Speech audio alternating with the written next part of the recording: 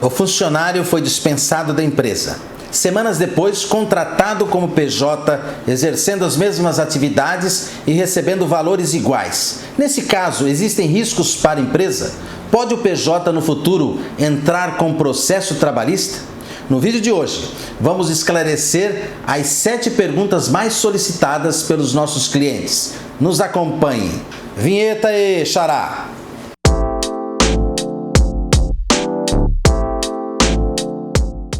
Primeiramente, precisamos saber o que é PJ ou pejotização nas relações de trabalho. PJ é uma forma de contratação, onde a empresa contrata uma pessoa individual, porém, como pessoa jurídica, sendo ela MEI, microempregador individual, ou microempresa, formalizando um contrato comercial ou civil e não trabalhista, sem subordinação e com emissão de notas fiscais por parte do PJ. Qual a diferença entre autônomo e PJ? Não há praticamente nenhuma diferença. Basicamente, a diferença é que o autônomo é pessoa física. Exemplo: a empresa contratou o Joaquim e celebrou um contrato de autônomo. No caso do PJ, a empresa exigiu que o Joaquim fosse pessoa jurídica, ou seja, que o Joaquim abrisse ou que tivesse uma empresa aberta. Mas, independentemente se o Joaquim é pessoa jurídica ou autônomo, os serviços vão ser prestados sempre de forma individual para a empresa. Se você quiser saber um pouco mais sobre o trabalhador autônomo, aqui neste canal temos um vídeo publicado recentemente que vai tirar suas dúvidas. Posso dispensar o funcionário e contratá-lo como PJ? Sim, pode contratar. Porém, somente a partir do 18º mês da demissão. É o que diz a Lei 13.467 de 2017, aonde o empregado que for demitido não poderá prestar serviços para esta mesma empresa na qualidade de PJ, antes do decurso de prazo de 18 meses, contados a partir da demissão. Vale lembrar que essa regra dos 18 meses, os tribunais têm entendido se o funcionário for contratado com PJ, porém, exercendo outra atividade e não aquela função quando era registrado, nesse caso, não há necessidade de aguardar o período de 18 meses. Pode trabalhar imediatamente após a rescisão do contrato de trabalho. Após a reforma de 2017, essa prática aumentou consideravelmente em funções como diretor, gerente, coordenador, médicos, engenheiros, dentre outras funções.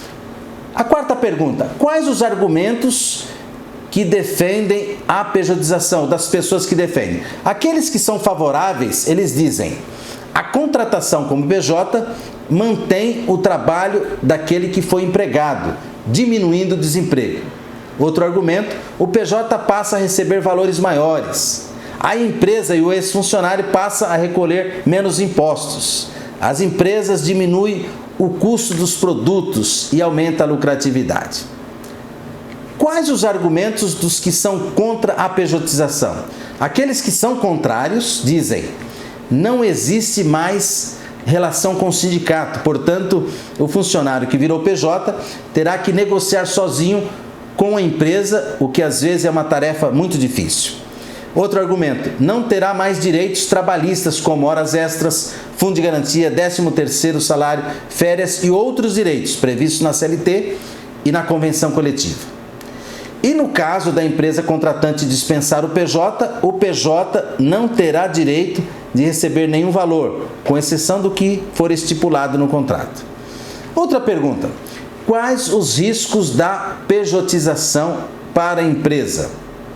Quando a empresa não obedecer os procedimentos legais para a formalização do contrato com o PJ, sem dúvida, o maior risco vai ser um processo trabalhista, onde o juiz vai declarar nulidade do contrato civil feito com o PJ e obrigar a empresa contratante a efetuar o registro na carteira e pagar todos os direitos trabalhistas e os encargos fiscais e previdenciários. Também, a empresa poderá sofrer uma fiscalização e multa dos auditores fiscais da Receita Federal e do Ministério do Trabalho.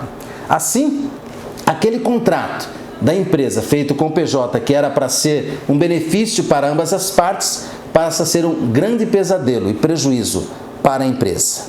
Então você vai perguntar, aonde que a empresa errou? Quais os motivos que levam à nulidade do contrato de pejotização?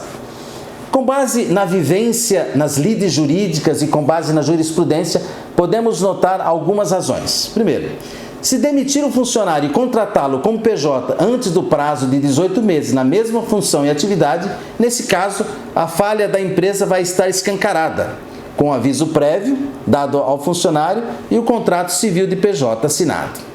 Também, o funcionário passou a ser PJ, porém, sua remuneração em nada alterou. Ainda deixou de receber os direitos trabalhistas. Por outro lado, a empresa passou a ter um lucro maior. Portanto, a alteração só beneficiou a empresa. Outro fato importante, o PJ era totalmente subordinado à empresa. Lembrando que a subordinação é o principal requisito do vínculo de emprego e é a base para declarar fraude nos contratos de PJ, também nos contratos de autônomo. Veja, o PJ não pode ter essa característica de subordinação. A própria reforma trabalhista, que tentou dar garantias para a empresa, nesse tipo de contrato deixou bem explícito no artigo 442B, parágrafo 6 da CLT, que também se aplica ao PJ, que diz lá no caput desse artigo diz: a contratação do autônomo, cumprida por todas as formalidades legais, com ou sem exclusividade, de forma contínua ou não, afasta a qualidade de empregado, prevista no artigo 3º. Agora veja o que diz o parágrafo 6º. Presente à subordinação jurídica, será reconhecido o vínculo empregatício.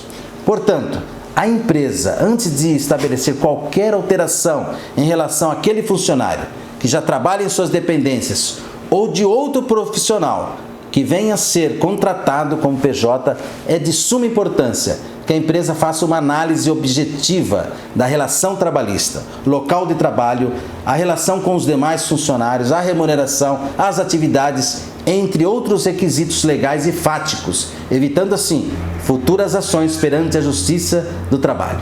Por hoje é só. Em relação ao vídeo de hoje, nos dê seu feedback lá nos comentários. Faça a sua inscrição no nosso canal e clique no sino de notificações para receber os nossos vídeos e compartilhe. Talvez um amigo seu precise dessas informações. Obrigado.